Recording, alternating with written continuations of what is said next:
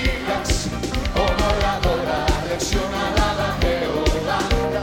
Grandes son sus maravillas, sobre los montes y collados a mi amado buscaré.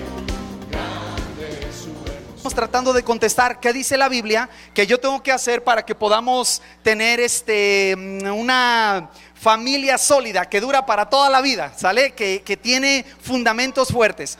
Y cuando tratamos de contestar esa pregunta con la palabra de Dios, la Biblia nos da 4 fundamentos tomados de Génesis capítulo 2 y nos dice que una familia, para que pueda mantener su solidez a través de los problemas y las broncas que vengan, esa familia necesita, número 1, tener una separación sana de su familia extendida. Y dije correctamente, una separación sana. No todas las separaciones son sanas, ¿verdad? Ni tampoco todas las relaciones son sanas. Entonces debe de haber una buena separación. Segundo, tenemos que tener un principio básico en el que se nos enseña que la familia, para que se pueda sostener, debe de estar, especialmente el matrimonio, comprendiendo que es para toda la vida. Un matrimonio, una pareja que se casa, se une, están uniéndose para toda la vida. No por cualquier detalle. Los papás, especialmente, pues la pareja, el matrimonio, debe estar pensando en cómo salir, cómo separarse, cómo hacerse a un lado de la relación. Debe de haber un compromiso para toda la vida. En tercer lugar, para que tengamos familias sólidas, debe de haber una unidad que se basa en entender qué es lo fundamental y tener esas cosas fundamentales iguales y qué es secundario. Y en las cosas secundarias hay una libertad y una variedad y una diversidad enorme en lo que es secundario. Pero en lo fundamental, nuestra familia no va a poder tener unidad si no estamos de acuerdo en eso, en lo fundamental. Dios, la palabra de Dios, los valores, ¿verdad? De dónde los tomamos, qué es bueno y qué es malo. Eso, si no tenemos los mismos fundamentos, vamos a tener dificultades. Y cuarto lugar, yo se las escribiré aquí, pero para no llenar el pizarrón ahora, lo dejo así. El cuarto lugar es que para que una familia esté sólida, entre el matrimonio y los hijos, y entre hermanos y de hijos a padres, debe de haber una medida sana de intimidad. Es decir, especialmente entre los esposos, la esposa debe ser la mejor amiga del esposo y el esposo debe ser el mejor amigo de la esposa. Debemos de ser los más íntimos en esta tierra. Y en esa línea de pensamiento hemos explicado que el cuerpo, el ser humano, perdóneme, básicamente está compuesto de espíritu, alma y cuerpo. Y la intimidad en una pareja y en una familia va desde la parte más íntima, que es nuestro espíritu, pasando por nuestra alma, y en el caso de los esposos llega al cuerpo. Por supuesto, debo explicar que hay una medida de intimidad que se da entre madre e hijo. Y una mamá abraza a su hijo de una forma que usualmente no lo abraza la vecina, ¿cierto? Usualmente, a veces la vecina es muy cariñosa, ¿verdad? Y abraza al niño. O la maestra puede ser muy cariñosa y abrazar a un niño. Pero entendemos que hay unas líneas allí. Quizás la más clara que les puede ayudar a ustedes es cómo el papá abraza a la hija. Notan que hay una intimidad allí porque es papá e hija, pero es muy diferente, debe ser muy diferente a la intimidad que se da entre el esposo y la esposa. Entonces ustedes que son las mujercitas, recuerden cómo les abrazaba su padre, cómo les abrazaba su papá. Y esos abrazos, ¿verdad? Son completamente diferentes, es un grado de intimidad. Por supuesto, nadie más te abraza así, de esa manera, que no es íntimo contigo. Si tu papá ve a alguien abrazándote así, va a sacar la escopeta o un perro bravo, ¿verdad? Algo, qué bueno que en México no podemos portar armas, si no, hubiera un problema aquí. Pero me entiende, el abrazo es diferente, pero de todas maneras hay un grado de intimidad. Bueno, cuando vamos avanzando entonces en todo esto, estamos en el principio número 4, que es el principio de la intimidad, ¿sale? Estamos aprendiendo qué dice la Biblia sobre la intimidad. Ya platicamos de la intimidad del espíritu, que tenemos que ser espiritualmente los mismos, espiritualmente íntimos. Hablamos de la intimidad del alma, que esa tiene que ver con hablar, comunicarnos, decirnos las cosas que estamos pensando. Es muy triste, ya hemos platicado acá, como en los matrimonios a veces la esposa es la última que se entera de lo que está haciendo el esposo. Ya saben, los compadres, los amigos, la suegra, ¿sabe? El perro se enteró, todos. Y la esposa es la última. Entonces eso nos indica que hay una dificultad en áreas de comunicación, o hay una dificultad en el entendimiento que ese matrimonio tiene. Ya platicamos con quién llora usted cuando tiene un problema? ¿Quién es la primera persona con quien usted podría ir a llorar? Eso le contesta con quien usted es más íntimo. Y si es su comadre con quien usted va primero a llorar, usted tiene que trabajar, porque, ¿me entiende? Bíblicamente, la primera persona con la que vamos a llorar es con nuestra pareja, nuestra esposa, esposo, ¿sale? Y el resultado natural es que de la intimidad va a derivarse, como una forma natural creada por Dios, nuestra sexualidad, ¿sale? Y aquí entran las relaciones sexuales que ya estamos estudiando. Voy a hacer un resumen en un minuto. Bíblicamente, la sexualidad que tú y yo tenemos está ligada a nuestro ser de forma más profunda que solo nuestro cuerpo. O sea, hermanas, mujercitas, ustedes son mujeres en un nivel más profundo que su cuerpo, ¿ok? Son mujeres en su alma, son mujeres en su espíritu. Varones, ustedes son varones mucho más profundo, un nivel más profundo que sus genitales, o que su aparato reproductor, o que sus hormonas. Son varones en un nivel de su alma, ¿ok? Cuando entendemos esto, empezamos a desmenuzar todos los detalles que vienen ligados a la sexualidad, ¿ok? Entonces, ¿qué estamos diciendo aquí? Que la sexualidad es buena, ¿ok?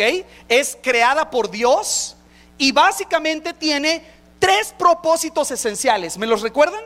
¿Cuáles son los propósitos básicos de la sexualidad? Ayúdenme. La procreación o la reproducción. Entonces voy a dejar aquí, así nada más abreviado, la reproducción. Número 2, la intimidad, que el matrimonio, especialmente en el matrimonio, cuando se da la relación sexual, ese matrimonio se está acercando el uno al otro de formas más íntimas y más poderosas que lo que se podrían acercar con nadie más en esta tierra, ¿ok? ¿Y dónde se da esa cercanía y esa unidad? A través de la relación sexual. ¿Me entiende lo que estoy diciendo? Usted puede tener una cercanía con su mejor amiga, con su madre, su hermano, su tío, su compadre. Una cercanía, dices, es mi amigo íntimo, es mi amiga íntima. Pero por más íntimos que sean, por más que tu mamá te llevó 9 meses en su vientre y después te dio a luz, ¿qué más íntimo puede ser eso? Pero aunque hay esa intimidad, nunca existe, diseñado por Dios, una intimidad más fuerte, más cercana y más profunda que la que se da entre un esposo y una esposa cuando se da la relación sexual. Y la tercera cosa, recuérdeme, ¿para qué nos dio Dios el sexo? Por placer. Y vi que la semana pasada muchos estuvieron muy contentos de oír esto, ¿verdad? Estábamos muy divertidos escuchando que, ay, qué padre, el sexo es dado por Dios para dar placer en el contexto exclusivo, absoluto del matrimonio. Y ya le explicaba que si nos fuéramos a resolver todos los problemas que se dan, no acabamos. Por eso partimos, vuelvo a repetir, esto es esencial, de lo que dice la Escritura, lo que sí enseña, y de allí partimos a resolver todos los otros dilemas, ¿ok? Ahora, estos 3, vamos a dar hoy un paso más de esto. Aquí estamos viendo 4 fundamentos de la familia. Estamos en el número 4, que es la intimidad. Y dentro de la idea de la intimidad viene como un pedacito de eso la sexualidad. Pero es tan fuerte, profunda, tiene tanta fuerza. La Biblia la describe, ¿verdad? Casi como un río, como si fuese un río, que necesitamos nosotros entender que esa fuerza, ese río que tenemos nosotros, que es nuestro impulso o deseo sexual, en la Biblia se nos van a empezar a dar ciertos lineamientos para que nosotros practiquemos nuestra sexualidad. Entonces voy a poner aquí lineamientos, ¿ok? Muy bien. Ahora, estos lineamientos de los que estamos hablando, vamos a tener un tiempo específico. ¿Voy a cambiar de micrófono? Okay. Gracias. Estos lineamientos necesitamos comprenderlo de esta manera. Básicamente, tu sexualidad y la mía, hay varias formas en las que la Biblia la describe. Una de ellas sería como si fuese agua, como si fuese un río impetuoso, ¿verdad? Un río que puede fluir con cierta medida de fuerza. En la medida en que ustedes y yo vamos creciendo, El cuerpo fue diseñado por Dios con sus efectos del pecado también para tener diferentes respuestas sexuales. Entonces vamos a platicar en su momento de la respuesta sexual normal de un varón. Usualmente empieza de los 12 a los 13 años, como sabemos, y se da un disparo enorme, ¿verdad? Hay una platea grande en la excitación sexual del varón desde más o menos los 12 a los 30 años. Después tenemos otra curva y por ahí de los 40, 50 empieza a descender. En las damas es un poquito diferente, pero más o menos similar. Tenemos diferentes reacciones. Entonces, si eso fuera como un río, normalmente el río es más grande cuando ustedes y yo, los varones, estamos entre los 12 y los 22 años, ¿verdad? Que pareciera que el río no se puede contener.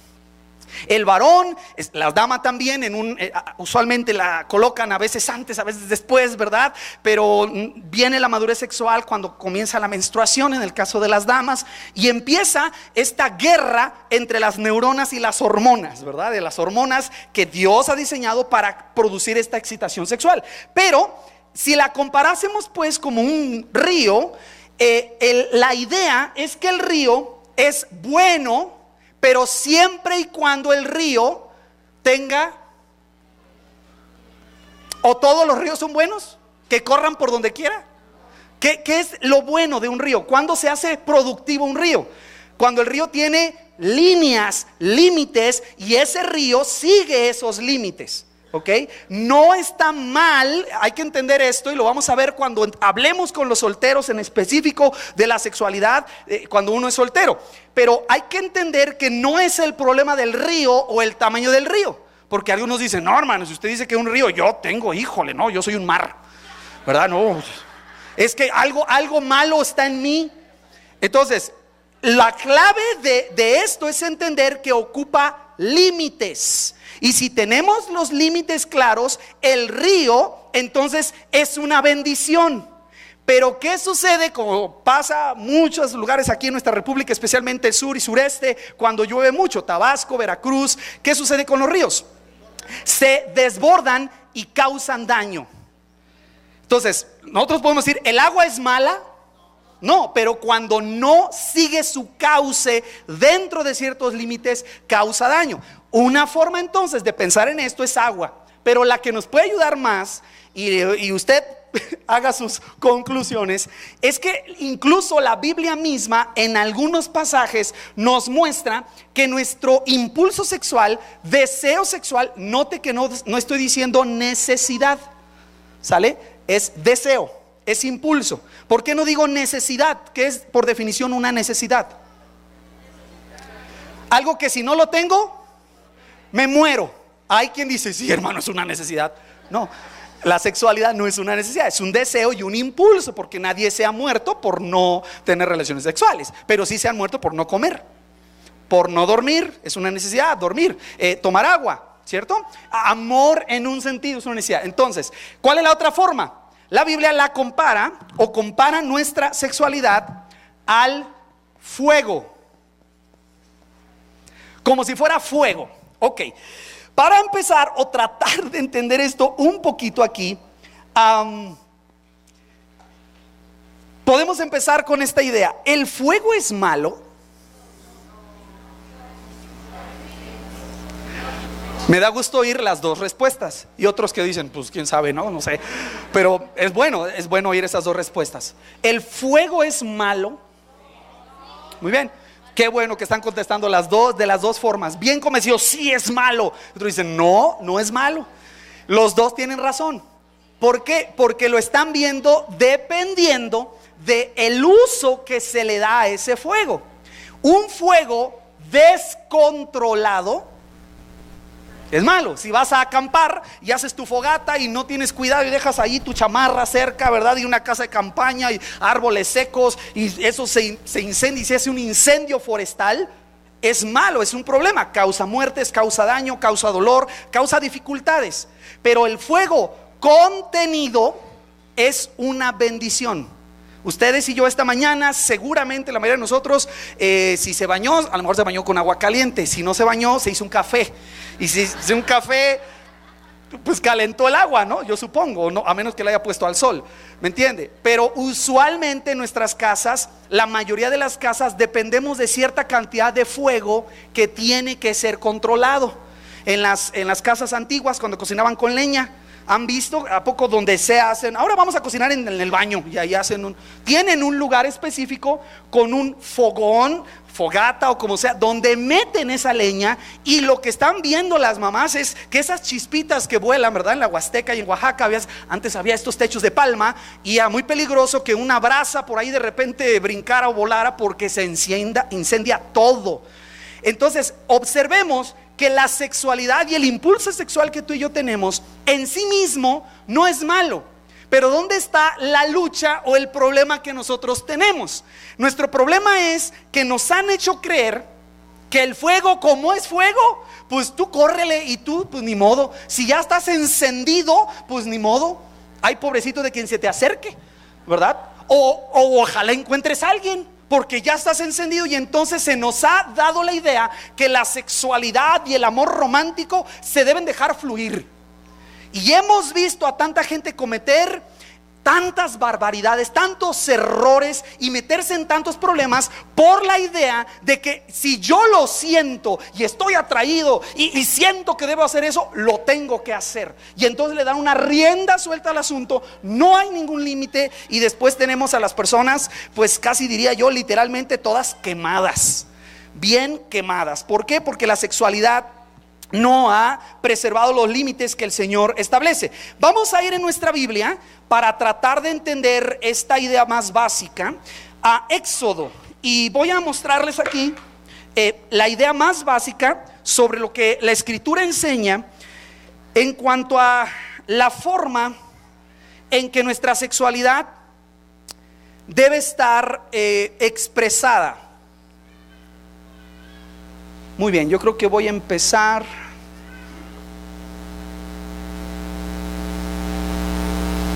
Ok, en Éxodo capítulo 22, por favor. Y una de las primeras cosas que necesitamos nosotros empezar a comprender es cómo en los primeros tiempos, en el tiempo del Génesis y del Éxodo, ¿cómo se sellaba un matrimonio? ¿Alguien de ustedes me puede decir? Hoy vas y hay diferentes culturas, pero ¿cuál sería el procedimiento hoy? Te enamoras de la chica, luego le dices que sea tu novia, y oran juntos, ¿verdad? Un rato, y después te animas, te pones de rodillas y le entregas un anillo de esos que sacaste en la maquinita de 2 pesos. Y se enamoran, ¿verdad? Dicen, sí, me quiero casar contigo. Y usualmente van y hablan con los padres, ¿verdad? Normalmente los papás del novio, aquí en México, por lo menos en algunas zonas es así, van a la casa de la novia, hablan con los papás, algunos se pelean, algunos otros dicen sí, como no, ¿verdad? Cuando salgan del kinder, que se casen, está bien. Y se piden, y entonces van al registro civil, ¿cierto? Van al registro civil y se casan. Legalmente ahí se consuma el matrimonio.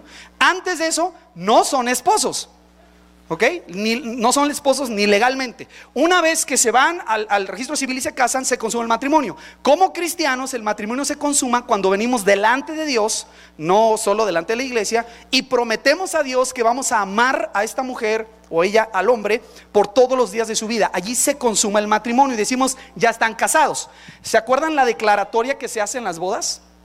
Por cuanto Alejandro, Cecilia y Ruth Andrade han consentido en santo matrimonio y lo declaran, etcétera, decimos a quien le toque ministrar, los declaro. Entonces, ¿qué eran antes? Exacto. ¿Se acuerdan que cuando entra el novio se pone a la derecha de la novia? Y el novio se pone, decimos novio y novia. Cuando viene entrando, ¿qué decimos? Es la entrada de la novia, pero ¿cómo sale? Como esposa. Entonces ya son marido y mujer, ahí se consuma. Pregunta, ¿cómo se consumaba el matrimonio antes de que hubiera todas estas miles de variedades de las ceremonias religiosas? Con la dote. Ahí a veces en otras culturas, cuando iba y se daba la dote, era el compromiso, estaba amarrado el asunto, pero no estaba consumado el matrimonio. ¿Cuándo? ¿Alguien sabe? Cuando se daban la manita, ¿verdad? ¿Cuándo? ¿Alguno de ustedes ha visto alguna vez en su Biblia? Vayan por favor en Éxodo, capítulo número 22, y quiero mostrarles allí un ejemplo. En Éxodo 22,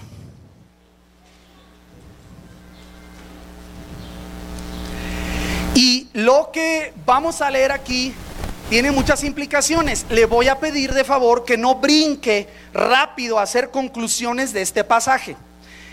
En los tiempos bíblicos que se da este texto, en esos tiempos, la unión del matrimonio se sellaba, se consumaba cuando se daba la relación sexual entre el esposo y la esposa. ¿Ok? Allí se sellaba la unión matrimonial. Cuando en la parte física salía la dama de casa de los padres e iba él también saliendo de casa de los padres, y se iban a vivir juntos, a dormir juntos. Para esos tiempos esa era la consumación del matrimonio. No había las ceremonias tan elaboradas como las tenemos hoy, que están súper elaboradas, ¿verdad? Y a veces hasta entran bailando, ¿verdad? Y el vals, y hay una elaboración tremenda. Y está bien, está bonito. Lo importante de la boda, ¿qué es? Los pactos acá al frente delante de Dios y uno al otro, ¿cierto? Si hay barbacoa, bueno, si no, también. De todas maneras es boda. Si se casan delante de Dios, para que los que les falta casarse se animen. Damos ahí palomitas para la gente si no te alcanza para la boda. Pero lo importante no es la fiesta, lo importante es el pacto que haces a tu esposa, a tu esposo delante de Dios ahí en el altar, ¿ok? Delante de Dios. Pero ¿qué pasaba en aquellos días? Fíjense bien, como en aquellos días entre los pueblos de donde andaba Israel era un desorden, Israel, el pueblo de Dios, tenía que ser diferente. ¿Cuál era la práctica común? Que en aquellos tiempos iba alguien, le hablaba bonito a la muchacha. Oye, qué linda te ves, mira tus ojos. ¿Se acuerda? Cantares, ¿verdad? Son como dos cervantillas, ¿verdad? Y le hablaba muy bonito y ay, la mareaba. Y entonces lograba que este rufián, ¿verdad? Este Juan Camaney, no crea que son del siglo XX y XXI. Tienen miles de años esos abusadores por ahí. Marean con palabras a la dama y la llevaban a casarse. Y al casarse implicaba acuéstate conmigo, porque eso era el amarre del asunto. Pero al mismo tiempo, cuando iban y se acostaban y tenían relaciones sexuales, al mismo tiempo eso no era un contrato legal. Y entonces la práctica común de aquellos días era: bueno, ya me acosté contigo, gracias a Dios. Así era antes. Mi sarcasmo espero que lo hayan notado. Mareaban, usaban el cuerpo de la persona sin ninguna intimidad de alma, de espíritu, y la desechaban. Cuando Dios le habla a Israel, le dice: tú, como eres mi pueblo, tú no vas a hacer eso. Y escuchen qué mandamiento les da. Éxodo 22, versículo número 16. Fíjense bien, pero les pido que no brinquen en la implicación de este texto. Éxodo 22, 16, ¿ya lo tienen todos? ¿Todos están ahí? Ok, fíjense lo que dice: si alguno engañare a una doncella, doncella es el término para virgen, que implicaba una persona, una mujer no casada, ¿sí? Una novia, una muchachita, una señorita. Si alguno engañare a una doncella que no fuere desposada, note el término desposar, era el equivalente a compromiso. Cuando yo fui con mis suegros y le pedimos a Ruth para que fuera mi esposa, a partir de ese momento ella estaba desposada. Todavía no nos casábamos, pero ya estaba pedida, ¿sí? Me acuerdo que mi papá estaba enfermito y entre la plática allí que fuimos mi papá y yo a pedir a Ruth, mi papá pidió mi mano. Ella le puede platicar, bien chistoso, nos reímos mucho, pero mi papá se puso nervioso o algo así. Bueno, y venimos a pedir la mano de Alejandro, ¿verdad? Es al revés, papá, ¿verdad? No, aguas. Entonces fuimos, pedimos, pero a partir de ese momento ella estaba desposada. Entonces el término aquí es: si alguno engañare a una doncella que no fuere desposada y durmiere con ella, deberá, ¿qué dice el texto? Dotarla, que era la dote, ese pago que se daba a la familia y a la persona como una garantía de que va a cumplir. Ese era el dote. Y la idea no es mala, ¿verdad? Hay que implementarla de nuevo, no sé. Si alguno engañara a una doncella que no fuera desposada y durmiere con ella, deberá dotarla. ¿Y qué dice ahí enseguida? Y tomarla por mujer. ¿Por qué? ¿Por qué?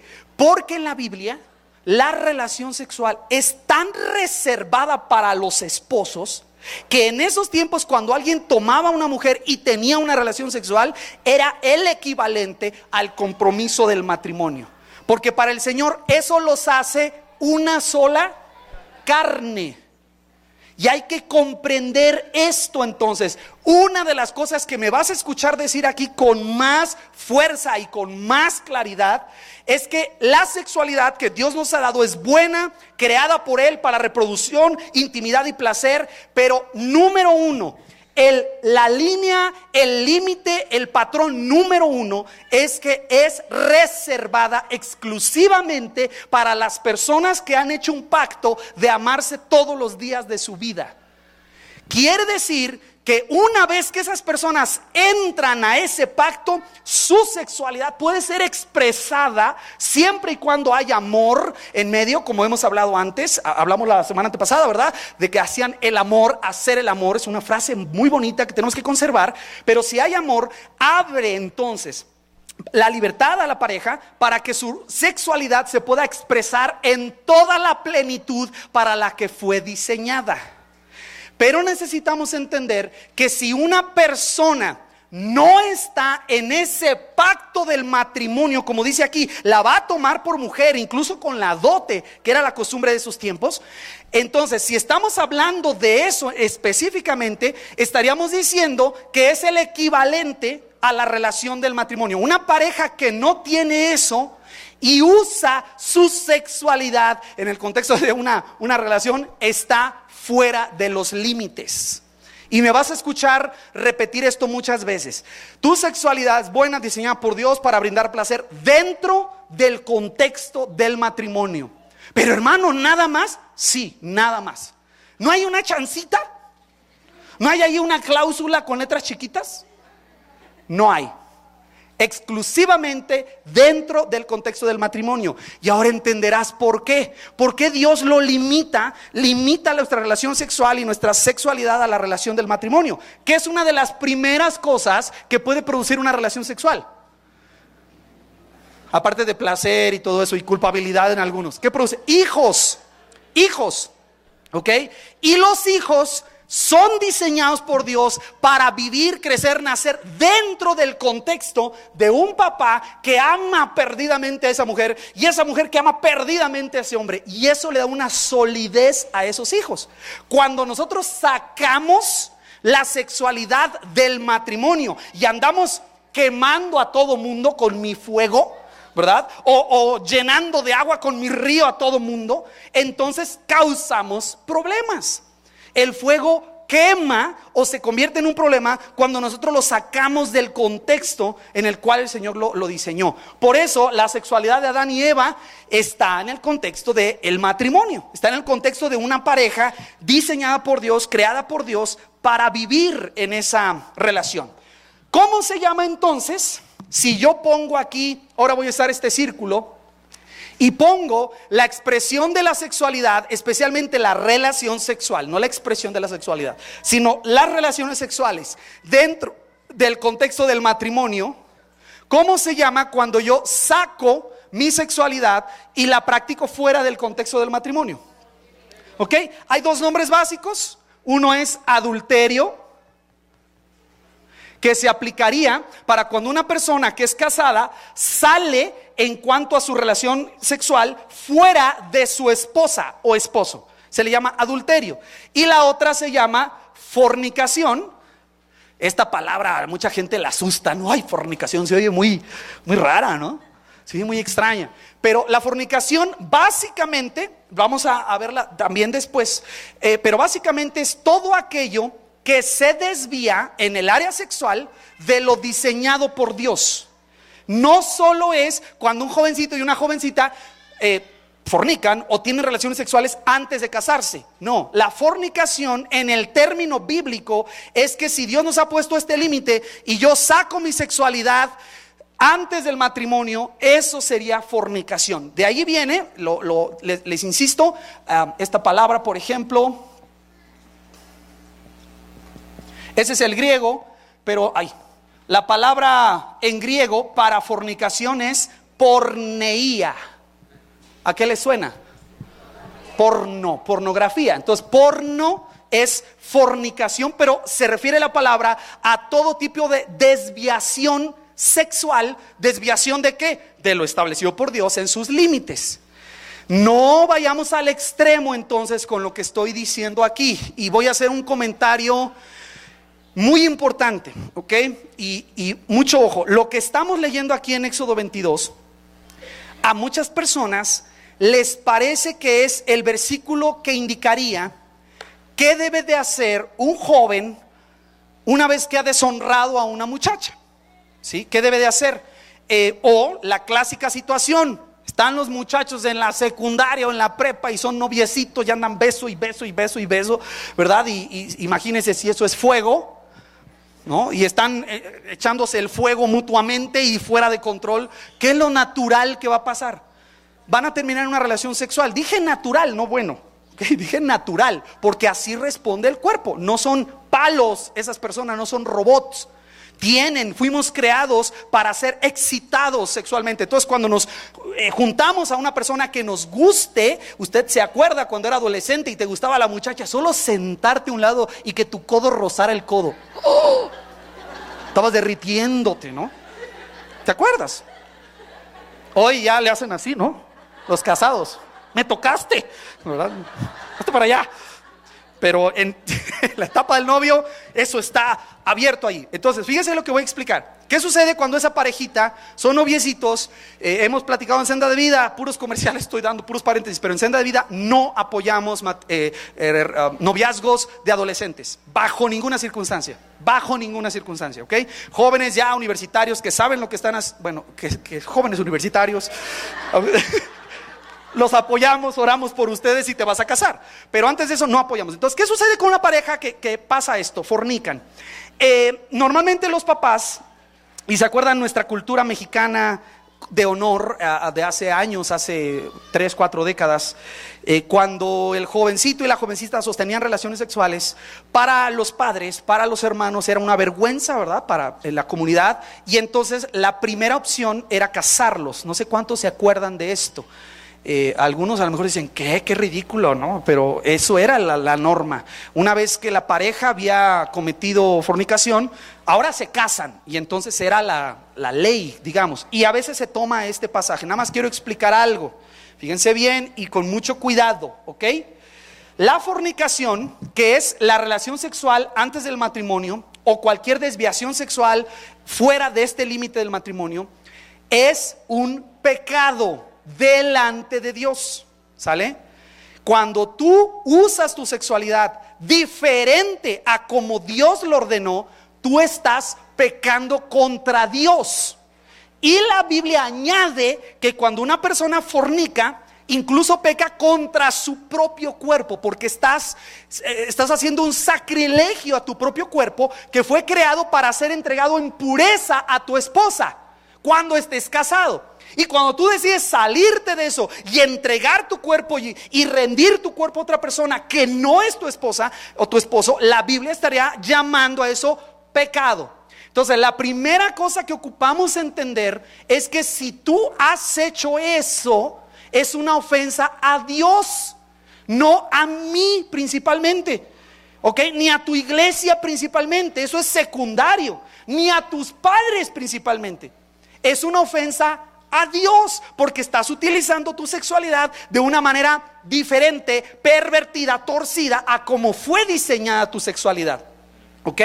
No se compara en nada el placer que tú puedes obtener de una relación sexual con alguien que no sabes si te va a cumplir, con alguien que solo te atrajo físicamente. No se compara en nada con el placer sexual y la intimidad que te puede dar la relación sexual cuando te casas y tienes tu luna de miel o conoces, como dice la Biblia, a tu esposa o esposo.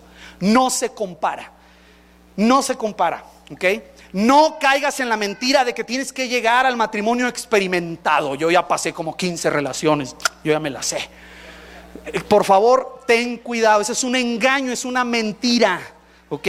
No se compara cuando una persona llega en pureza y se rinde a su mujer o se rinde a su esposo, ¿ok? ¿Qué sucede entonces cuando una pareja han fornicado? Si el pecado es delante de Dios, y estamos ofendiendo a Dios por haber manchado a otra persona, y estamos ofendiendo a Dios por haber manchado mi propio cuerpo, la pregunta aquí, piensen antes de contestar, es: ¿cuál es la respuesta bíblica a eso? O sea, ¿qué tiene que hacer un joven que ha fornicado, un joven que ha usado mal su cuerpo, manchando a otra persona que no es su esposo, y que ha manchado su propio cuerpo con la fornicación? ¿Cuál es la respuesta bíblica a ese pecado?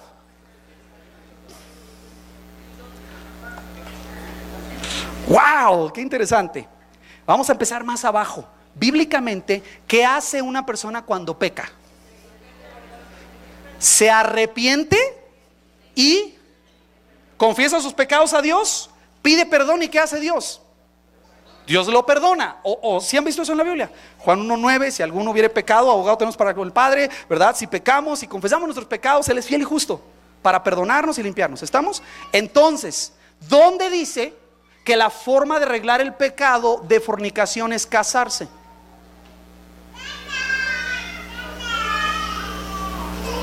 Algunos están: ya ves, córtala. ¿Ya ves? No nos deberíamos de haber casado. No estoy diciendo eso, para nada. Pero quiero que entienda algo, ¿sí? Aquí en el pizarrón lo voy a poner. Si alguien tiene un borrador que me preste, le voy a agradecer. Si no, nada más imagínense aquí. Qué amable, muchas gracias. Voy a borrar esto. Y esto que voy a explicar enseguida es bien importante. Estamos hablando de los límites de la sexualidad. Estamos hablando de qué sucede cuando alguien usa su sexualidad antes. Entonces fíjense bien, aquí voy a poner una flecha hacia abajo y voy a poner aquí la palabra acción. ¿Ok? Acción. Y en este caso estamos hablando que esta acción con la flecha se le llama en la Biblia pecado. Entonces vamos a pensar en la parejita, ¿sale? Que andan ahí bien felices, agarrados de la mano, salen del sexto de primaria y se van a la esquinita y levanta la piernita y le da beso. ¿Ok? Con las parejitas ahí, llega toda llena de chamoy, ¿verdad? Que el chamaco le pegó ahí, pegajosa, y ahí andan besándose y todo, secundaria, prepa, lo que sea, y están con su sexualidad abierta, fornican. Bíblicamente, ¿cuál es el pecado? Fornicación. O sea, sostuvieron relaciones sexuales sin ser esposos. ¿Ese es el pecado? Bien, ese es el pecado. Entonces vamos a pensar que en este ejemplo que yo estoy poniendo, ese pecado, esa acción se llama fornicación. ¿Ok? Bíblicamente, atención aquí, bíblicamente, ¿qué debe hacer una persona cuando peca? Ustedes son cristianos y saben cómo resolver el problema del pecado. Yo me arrepiento, reconozco que lo que hice es una ofensa a Dios. Luego confieso mi pecado, digo: Señor, tú tienes razón, lo que yo hice está mal. Noten, confesar no es decir: ay Dios, ya me cachaste, bueno, ni modo pues. Yo no creo que estuvo tan mal, pero pues si tú dices que estuvo mal, eso no es confesar. Confesar es ponernos de acuerdo con Dios que lo que Él dice que es pecado, es pecado.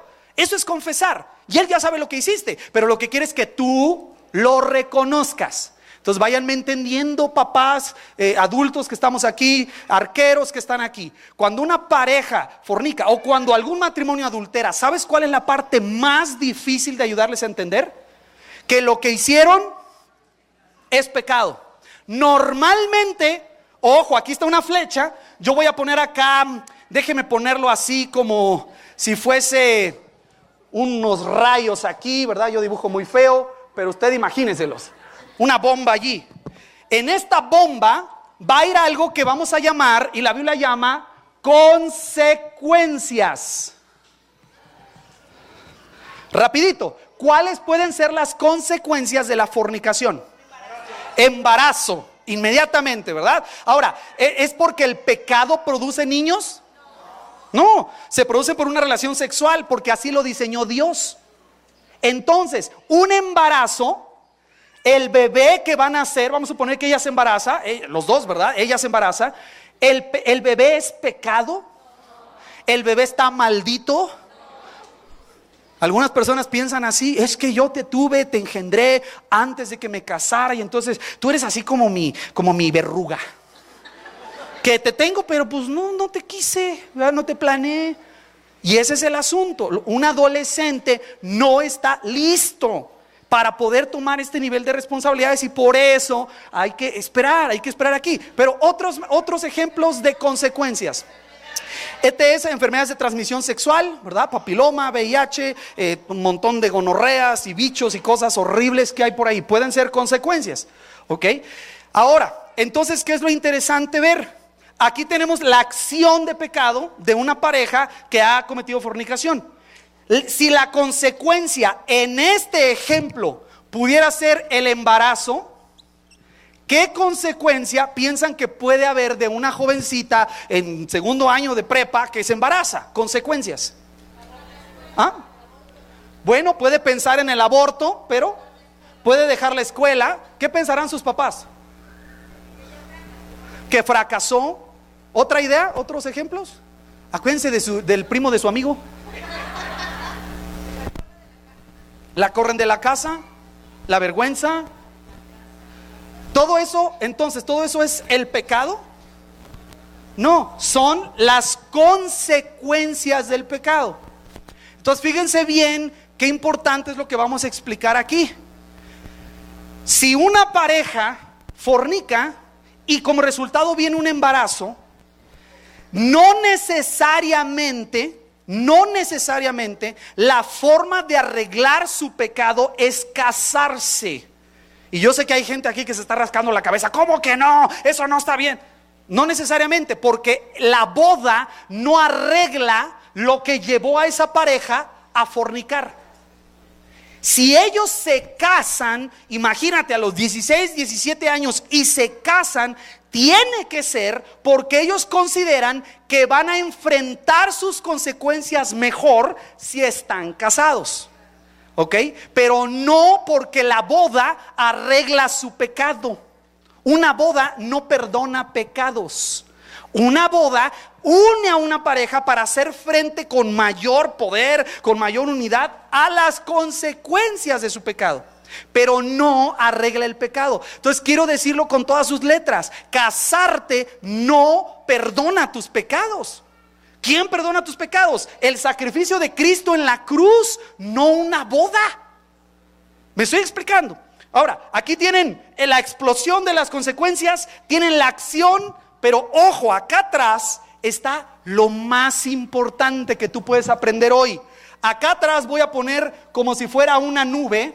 Acá está una nube, una flecha que sería el rayo, y luego las consecuencias, que es la explosión. Imagínatelo así, ¿sale? ¿Qué voy a poner en esta nube? Acá atrás no se alcanza a ver muy bien por los plumones, me disculpo, pero acá atrás hay actitudes y acciones que están antes de que el pecado suceda. Mucha atención con lo que estoy diciendo. Un pecado de fornicación nunca sucede solo. Yo no he conocido a nadie cuando me dicen: pastor, caí. ¿En qué caíste? En fornicación. O sea, que ibas caminando en el metro y te caíste y fornicaste. ¿Cómo? ¿Qué habilidad? No se puede. No puedes caer. A esto se meten las personas, no caen. ¿Ok? Te lo voy a explicar de esta manera. Es como si la fornicación fuera un sótano que tiene unos cables allí de alta tensión, y hay agua. Y en la puerta hay un letrero grande que dice: peligro, no entres al sótano, cuidado. Y luego la puerta está cerrada con candado, y tiene allí 3 candados para que se ponga romántico, ¿sí? Es una puerta negra, ¿ok? Y tiene el sótano ahí, 3 candados. Y luego aparte, gracias, está electrificada la puerta y hay 2 perros. Así es Dios cuando te está diciendo: no, hijo, por favor, no te metas ahí. ¿Qué es pecar? El inteligente que dice: nah, a mí no me va a pasar nada, y se va en la noche y ahí agarra y viola las 3 chapas y duerme a los perros ahí, ¿verdad? Con un filete, y se brinca y desconecta y voluntariamente se mete al sótano, se baja y se electrocuta. Eso es el pecado. La persona que peca no es alguien que anda ahí sin saber, ¿verdad? Es diferente si hay un abuso sexual, es diferente, eso es muy distinto. Aquí estamos hablando de 2 personas que por ignorancia, por su rebeldía, se meten a una relación sexual. Dije se meten, no caen. Lo que hay que entender es que una persona que se mete en una relación sexual no pasa en el vacío. Esa persona tuvo, si te pones a revisar, actitudes acciones que ya estaban presentes allí, pero que al mantenerse en esa dirección termina en una relación sexual. Y de esa relación sexual vienen las consecuencias. Son tres cosas diferentes: la actitud que me lleva a pecar, la acción de pecado y las consecuencias del pecado. Y necesitamos entender, por favor, hermanos, cómo se atiende cada una de ellas. Y cada una de ellas se tiene que atender de forma distinta. Entonces te voy a explicar cómo lo hacemos aquí en esta congregación, cómo trabajamos esto. Viene la pareja, vienen los muchachos, la persona que haya cometido pecado. Nosotros no somos los jueces ni los policías, somos tus hermanos y nos encargamos de decirte: a ver, déjame revisar. No, lo que tú hiciste no es pecado. No es pecado, aquí no lo veo en la Biblia. Pero hermano, es que me pinté el pelo morado. Pues está muy feo, pero no es pecado. No es. Pero si alguien viene y me dice: no, es que él es mi novio, ¿verdad? Y vivimos juntos y ya tenemos relaciones sexuales. ¿Están casados? No, ¿para qué? El amor nos une en un papel. Entonces venimos a la Biblia y ¿qué le decimos? Oh, eso se llama pecado. No, pero nos amamos y somos sinceros. Aquí dice en la Biblia que se llama pecado, porque no reconoces la ley de tu país para irte a casar por el civil, ni reconoces a Dios, que esa unión solo las hace Dios. Entonces eso se llama pecado. ¿Qué hacemos con esa pareja o la que fornicó? Le ayudamos a entender que lo que hizo fue un pecado hacia Dios. Y aquí entiéndame esto: ustedes que son adultos aquí, ¿cómo crees que llegan contigo? ¿O cómo pasa con una pareja, muchachitos que fornican? Y luego ella, pasan los días, ¿verdad? Y empieza a notar cambios y luego le dan asco las cosas y va, se hace un examen allí y resulta que está embarazada. ¿Cuál es la reacción normal de los muchachos? Un pánico. Me van a cachar, me van a correr, ¿qué hago? Entonces, fíjate bien lo que voy a explicar. En ese miedo, la gente que normalmente quiere arreglar las cosas, escúcheme bien, bien importante. Si no ha oído nada toda esta mañana, escuche esto. Cuando pecamos, el pánico humano nos quiere llevar a resolver las consecuencias sin arreglar mi pecado. Esa es una tendencia humana normal. Y aquí hemos tenido de esas historias de las novelas que usted ve, ¿verdad? De la parejita que ya se asustaron y entonces se enteran que están embarazados, pero no le quieren decir a nadie y se escapan al rayar el alba ahí. En un microbús van románticamente huyendo de la casa. ¿Por qué? Porque en su mente esa es la forma de atender las consecuencias. Ni se enteran que han pecado. A ellos no les interesa. Para ellos eso no es pecado, eso fue amor. Y amor del bueno, del de las telenovelas, de Romeo y Julieta, ¿verdad? Y entonces todos los demás son unos amargados ogros que no nos quieren y vámonos. ¿Qué están haciendo? Su idea equivocada es querer arreglar su pecado y la consecuencia de su pecado con otro pecado. Lo mismo sucede cuando la pareja se enoja, se sorprende, y especialmente si te tocó un patán de novio que te va a decir: no es mío. No, y no es mío, ya hazle como quieras. ¿Cuál es el pensamiento de la muchacha? Abortar. Es decir, queremos enfrentar las consecuencias de nuestro pecado con otro pecado. Vamos a matar al bebé. Uy, hermanos, esto es serio. Esa no es la forma bíblica de enfrentar las consecuencias. ¿Por qué? Porque son consecuencias. Pregunto, ¿qué se perdona, las consecuencias o el pecado? Se perdona el pecado. Y una vez que tu pecado ha sido perdonado, te puedes levantar y tomarte de la mano de Dios y de tu familia y enfrentar las consecuencias bíblicamente. Bíblicamente, una pareja que ha fornicado y están embarazados, ¿piensas tú que bíblicamente la forma de enfrentar su embarazo es abortando? No, eso es un asesinato. Te digan lo que te digan en tu escuela, con todo respeto, eso es un asesinato. No, pero es que después de las 12 semanas ya, en el momento de la concepción ya hay vida allí. Cuando esas células se empieza a partir en 2, en 4, en 8, ahí ya hay vida y va a destino un ser humano. Y si tú y yo agarramos y cortamos eso voluntariamente, estamos cometiendo asesinato. El aborto es un asesinato y hay 1000 voces que dicen diferente. La Biblia establece claramente que es la vida humana y es sagrada. Dios es el autor de la vida humana. Que esta pareja engendró esa vida humana fuera del matrimonio, ok, van a tener que ponerse a trabajar muy duro. Todo lo voy a explicar así. La pareja fornica, se enteran que están embarazados. ¿Cuál es el primer paso? ¿Qué deben hacer? Confrontar su pecado. Porque si no confrontan su pecado, van a estar revueltos sobre cómo enfrentar las consecuencias. Y entonces la opción para ellos, si no han entendido su pecado, es echarle más mentiras a papá, más mentiras a mamá. Nos vamos, matamos al bebé, o te escondo, ¿verdad?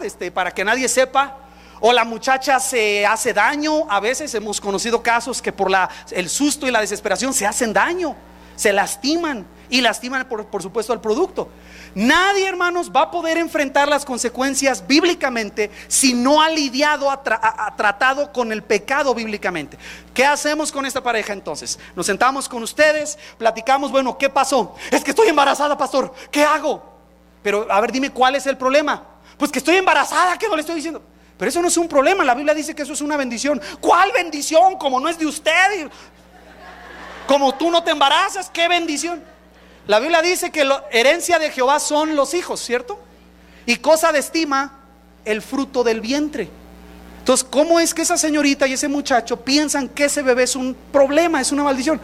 Porque lo hicieron fuera del matrimonio, sin esta unión de espíritu y de alma entre los dos esposos. ¿Qué hacemos con ellos? Nos sentamos y les ayudamos a ver, mira, tu problema no es un bebé, tu problema no es el enojo de tu papá, tu problema no es lo que van a decir en la escuela, tu problema es que tú ofendiste a Dios, a Él ofendiste. Tu peor problema no es con tus papás. Si tu papá se enoja, olvídate, Dios lo que piensa de lo que tú hiciste es que a Él le desagrada, es abominación para Él el pecado tuyo y el mío, el que hagamos. Entonces tratamos de ayudarle a la señorita y al joven a entender que han pecado. A veces, papás, maestros, eso toma 2 semanas, 3 semanas, depende del corazón de ellos, porque muchos no quieren aceptar. No, si nosotros no lo hicimos, no sé por qué estoy embarazada. Oye, mija, pero mira, no, quién sabe por qué. Si nada más nos dábamos besos, y no aceptan, no reconocen la conducta. Entonces toma tiempo. Llega un momento que dicen, sí, creemos que entendiendo la Biblia ofendimos a Dios. Ok, buen paso. ¿Ofendiste a Dios con qué? Con tu conducta de pecado. Sí, ofendí a Dios. ¿Y qué tienes que hacer, mija, para arreglar tu problema? Confesar mis pecados a Dios. Bien, ¿y qué hace Dios? Me perdona. Excelente, ahí va el primer paso. Pero escuche bien lo que voy a explicar. Todavía no terminamos.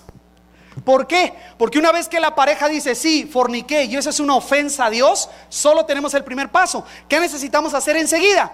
Irnos hacia atrás y ayudarle a entender a la pareja, a ver, ¿por qué te pasó eso? Especialmente, muchachos, esto sucede con chicos que estudian la Biblia como ustedes, Sucede con chicos y personas y mujeres y varones que son casados y conocen la Biblia tanto como tú. Son nacidos de nuevo y tienen el Espíritu de Dios y hacen estas cosas.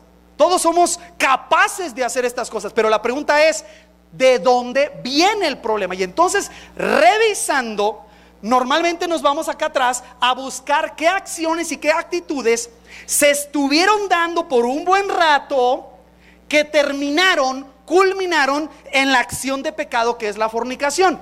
A ver, ustedes ayúdenme. ¿Qué tipo de actitudes y conductas podría tener un joven que termine en fornicación? Desobediente. Muy simple. Su papá le dice, te quiero aquí a las 4 de la tarde. Papá, tú no entiendes, es que la novia. Y entonces desobedece al papá. Y tú puedes decir, ¿y eso qué tiene que ver? Todo. Una actitud constante de desobediencia acá atrás sí puede terminar en un asunto de esos. ¿Qué más? Soberbia. ¿Qué va a saber mi viejo? Yo sé más que él. O el clásico, yo sí me puedo controlar. Yo sí puedo hacer lo que yo quiera. Yo sí tengo dominio. Eso es soberbia. Y yo le ayudo. Siempre hemos encontrado esto. Una parejita que termina así, normalmente hay mentiras atrás. Hijo, ¿por qué traes aquí rojo? Bien rojo aquí. Papá, es que estaba haciendo ejercicio y me lastimé. Es un chupetón ahí. ¿Entiendes? Y le miente al papá. La muchacha anda en una relación de noviazgo y no le dice a nadie. Tiene que mentir. papá, voy a ir a hacer una tarea con unas muchachas en equipo. Y el papá y la mamá creen que está haciendo una tarea con las amigas, pero está haciendo otra tarea, ¿verdad? Está con el amigo allá, con el novio. Están a solas. Dice la Biblia, tengo el texto allí, después se los doy. ¿Tomará el hombre fuego en su seno sin quemarse? Dice la Biblia. ¿Es posible que tú agarres unas brasas? Estás haciendo una carne asada y agarres brasas así. A ver, mamá, ¿dónde las pongo? ¿Alguien puede hacer eso? No, a menos que seas fakir, ¿no? Pero eso no se puede hacer. ¿Tomará el hombre fuego en su seno sin quemarse? Esto es exactamente este ejemplo de las cosas que vamos haciendo atrás, un menosprecio de la palabra. Y muy clásico, muy normal. Escuche lo que voy a explicar. Cuando es adulterio, yo tengo mi esposa Ruth y ella debe ser mi mejor amiga. Cuando el adulterio se da, ¿el adulterio dónde estaría? Ayúdeme. ¿En las actitudes, en la acción o en las consecuencias? El adulterio es la acción. Es la acción. Yo voy y me enredo con otra mujer allá. Eso es el adulterio, fuera del matrimonio. Pero el adulterio llega solo.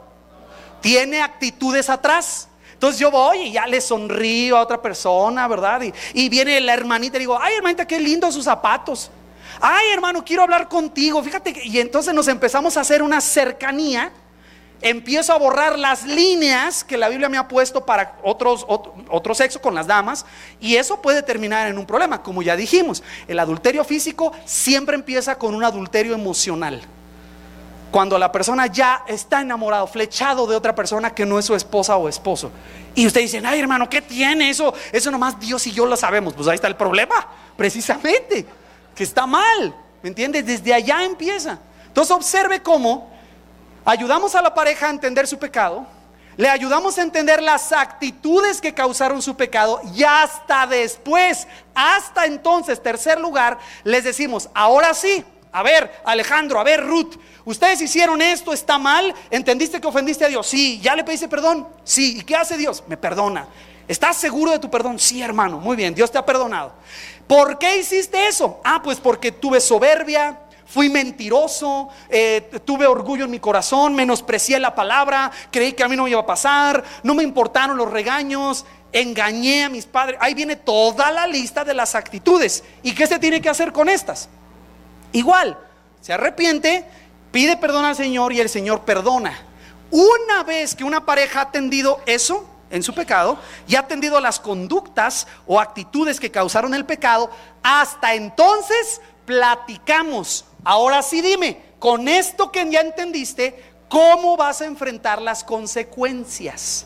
Y ahora, con una mente clara, esa pareja que tiene vergüenza por lo que ha hecho, pero que al mismo tiempo ha sido perdonada, esa pareja puede decir, no, pues vamos a tener al bebé. Bueno, buena decisión. Es una forma responsable de enfrentar tus consecuencias. ¿Qué otra cosa vas a hacer?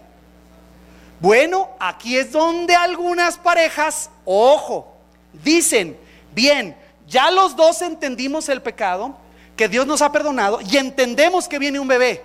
Creemos que la forma más responsable de enfrentar las consecuencias es casándonos. Y entonces se casan, ¿por qué? Porque se aman y porque quieren hacer las cosas bien. No porque estamos todos ahí, ¿verdad? Te casas, te vas a casar, ¿verdad? Ay de ti si no te casas. Y los presionamos y los abuelos ponen la barbacoa y el tío el DJ, ¿verdad? Y ahí están los muchachitos. ¿Aceptas a esta por esposa? Pues me dijeron que sí, que si decía que no. Otra vez, porque un matrimonio no arregla el pecado de nadie. Entonces, vamos a hacer una ecuación aquí. Imagínate un matrimonio, una pareja que fornica y no atienden su pecado. ¿Por qué se metieron en fornicación? Por mentirosos, por rebeldes, por ser personas que no tienen dominio propio, inmaduros. Y luego los casamos. ¿Cómo crees que va a ser el matrimonio? Un infierno.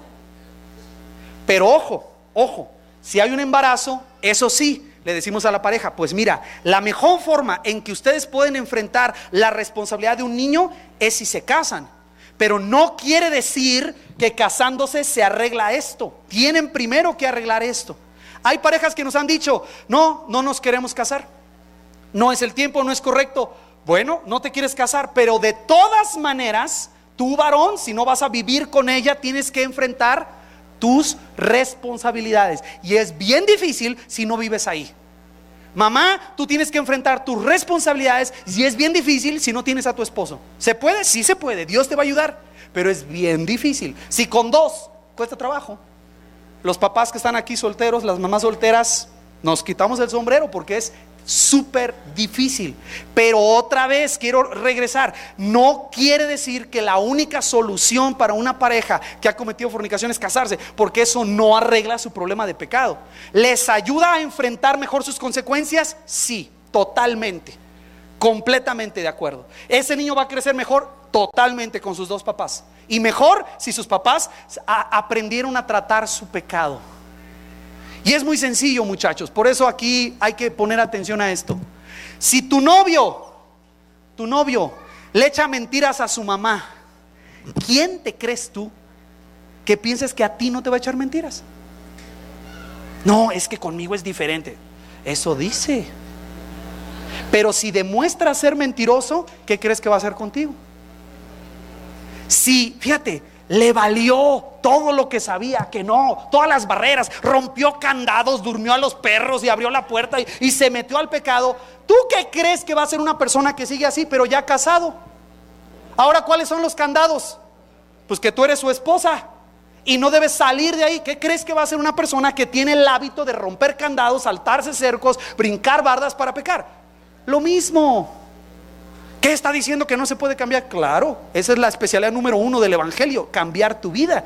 Pero el requisito número 1 del evangelio es reconocer tu pecado. Y una persona que no reconoce su pecado no tiene esperanza de cambio. Oigan, son 12:30. La culpa la tienen los ujieres, porque no me dicen. No es cierto, ujieres, perdón. Oigan, ya nos pasamos muchísimo, perdón, discúlpenme. Yo le sigo. Vamos a suspender todo.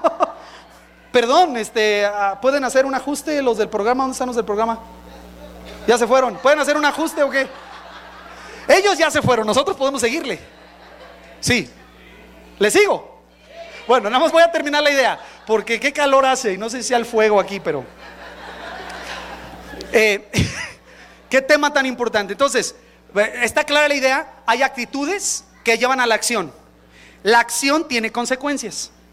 De las consecuencias no nos podemos arrepentir, porque las consecuencias son consecuencias. Me puedo arrepentir de la acción de pecado y de las conductas o actitudes que me llevaron al pecado. De esas sí me puedo arrepentir. De las consecuencias no me puedo arrepentir. Entonces, fíjense bien, la acción del pecado se arrepiente, confiesa y Dios te perdona. Amén. Las actitudes de pecado las confiesas, te arrepientes, las confiesas y Dios te perdona. Las consecuencias, ¿las puedes confesar? Pues sí, pero ¿te puedes arrepentir de las consecuencias? No, esas vienen. ¿Dios las perdona? ¿Las consecuencias? No. O sea, la idea es esta: la pareja fornica, perdónanos, Señor, hemos fornicado y ahora viene un embarazo. Como ya te perdoné, tampoco hay niño. No, el niño viene. Y sí o no, papás, el niño ni sabe cómo tú lo engendraste. El niño ni sabe, él no tiene la culpa. Él es una bendición de Dios. Los hijos son herencia de Jehová, cosa de estima, preciosa, dice la Biblia, es el fruto del vientre. Nunca te pase por la cabeza pensar que la solución para arreglar tu pecado, tu mala decisión, es tomar otra mala decisión. Eso es pecado sobre pecado, y eso te va a traer más consecuencias. Aquí tenemos familias, mujercitas, que por diferentes razones han decidido abortar. Mira, eso marca el alma. Marca el cuerpo de la persona que lo ha hecho, pero marca el alma. Está tomando la vida de la persona más inocente y más indefensa que hay en la tierra. Eso es serio, es serio. Hay que entender eso. Entonces, por favor, vamos a llevar a cosas prácticas aquí, ¿sale? Vamos a llevar a cosas prácticas. Si usted pasó por un asunto de esos y lo arreglaste bíblicamente, hermano, tú has sido perdonado. No te pongas aquí la marca de la bestia, ¿verdad? O de Caín.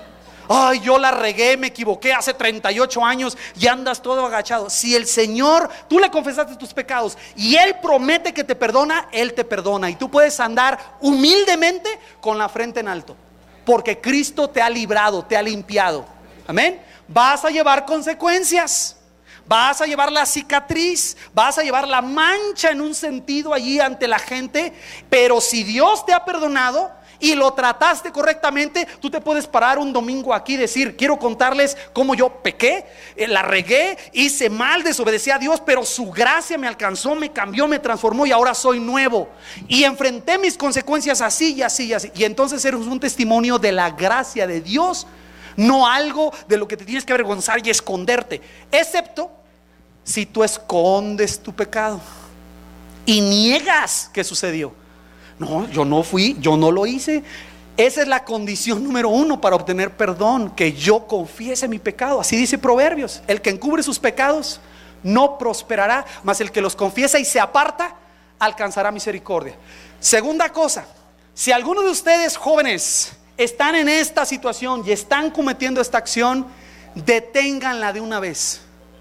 No es inocente lo que estás haciendo. Y lo más tremendo es que a veces algunos de ustedes piensan que solo ustedes saben. Les puedo decir, en los 20 años que tengo de pastor, que hay 1000 formas en las que Dios, ustedes ni saben cómo, saca a la luz las cosas. Es increíble, increíble. Yo me admiro como algo que hacen 2 personas, ¿no? En lo íntimo, allá en lo íntimo. ¿Cómo es posible que eso que hacen en lo íntimo sale a la luz? Pues porque la Biblia dice que todo lo que hacemos en tinieblas será sacado a la luz. Entonces, o lo sacas tú o Dios se encarga de ponerlo. Detengan la conducta, atiendan el asunto y por supuesto, confiesen su pecado. Pero acá, mucha atención, este es muy práctico. Algunos jóvenes, algunos varones, algunas mujeres están aquí. Puede ser que aquí mismo haya varones que son muy amigables con otra personita que no es su esposa. Y ay, jijiji, jajaja, chistecito. Y del chistecito pasas a picarle la costillita a la hermanita. Y de picarle la costillita más carrillita. Y después, ay, qué bonita. Y no te estás dando cuenta, o sí te estás dando cuenta, que te estás metiendo en un problema. El problema no es hasta que se consuma la acción de la fornicación. El problema es cuando empezamos a pasar las líneas que Dios nos estableció y rompemos un candado y luego ya rompemos otro y me ando asomando ahí como es el pecado y luego veo una barda alta que Dios me puso y yo aviento un gancho y empiezo a escalar la barda. Eso es pecar. Es violar directamente los mandamientos que el Señor nos ha puesto. Jovencitos, si están en una relación de noviazgo, alguien por ahí puede hackear tu Facebook, nos vamos a dar cuenta. Me han mandado, hermano, pastor, ¿quiere ver esto? Y bien vergonzoso, en serio se los digo, en serio se lo estoy diciendo, bien vergonzoso. Gente herida que me manda cosas sobre gente de aquí. Gente herida. Ah, esa persona que tienen en su iglesia, mire, es esto. Y me mandan basura, cosas, conversaciones íntimas y privadas. En serio, y te quiero asustar. No te quiero asustar, pero quiero que pienses lo que estás haciendo. Estás en la prepa, en la secundaria y piensas que de tu noviecito se va a enterar y es que es completamente inocente. No necesariamente. Estás en un camino que probablemente te puede causar problemas después. ¿Cómo se atiende? Ve las señales antes de que suceda el problema. Estás con tu novia, ya es tu novia y están mucho tiempo solos. Se besan y dicen, nada más nos vamos a besar y terminas haciendo otras cosas. Terminas acariciando de formas que no pensabas y después ya que terminas, ¿qué hice y qué hicimos? Bien, es hora, Señor, ayúdanos. Y le pides a Dios que te quite eso, ¿no? Quítame esto, pero no la novia, Señor. Dios no va a contestar esa oración. Y luego vas y otra vez estás a solas con una velita y una música romántica. Pues ¿qué crees que va a pasar? ¿Te vas a poner a orar? ¿Me entiende? Sean prudentes. Si ya están en una relación, siempre anden con alguien más. Pero ¿cómo una mosca? Sí, mosca, te va a ayudar, ¿verdad? Un chaperón ahí. Pongamos atención. Son 3 características. Las actitudes antes del pecado, que también son pecaminosas. La acción de pecado y las consecuencias. No queramos arreglar una cosa con la otra. Vamos a orar. Señor, te doy las gracias por la enseñanza de tu palabra. Ayúdanos a comprender de qué se trata. Ayúdanos a entender las cosas que tenemos que hacer incluso antes de que sucedan. Tú nos has dado tantos lineamientos, tantos focos rojos, tantos marcadores en el camino que nos muestran cuando nuestra senda nos va a llevar a la destrucción y al dolor y al problema. Ayúdanos a ver esas señales cuando son todavía señales de que algo anda mal. Oramos por las parejas, por los jóvenes, las señoritas que estén involucrados en este tipo de conductas. Muéstrales, Señor, que tú tienes el poder para transformarles, para perdonarles, para hacerles nuevas criaturas. Que nadie aquí, Señor, somos víctimas de nuestras propias deseos, de nuestros propios impulsos. Tú nos has dado el espíritu de poder, de amor y de dominio propio para poder vivir unas vidas consagradas a ti en pureza, normales, realistas, pero en pureza, Señor, con las luchas, con a veces alguna tropezada, pero en pureza, en unas vidas que apunten a ser como tu Hijo Jesús. Y oro por parejas, Señor, que han estado marcadas en su pasado por estas conductas, que hoy tomen la decisión, si no lo han hecho, de confesarte a ti, Señor, y a nadie más, a ti, su conducta de pecado, para que tú, como lo has prometido, que si confesamos nuestros pecados, tú eres fiel y tú eres justo para perdonar nuestros pecados y limpiarnos de toda maldad. Y que esas parejas, esas hermanas, hermanos, se determinen hoy a hacer un pacto contigo de que se mantendrán en pureza hasta que estén con su esposa o esposo.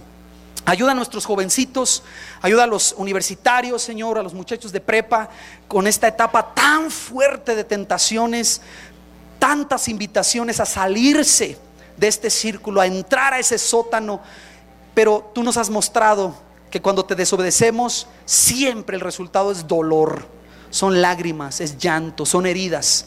Pero cuando te obedecemos en tu fidelidad, tú nos honras y nos das el placer multiplicado que el pecado engañosamente nos ofrecía. Gracias, Padre, te damos a ti la gloria en el nombre de Jesús. Amén. Como oradora, lección a la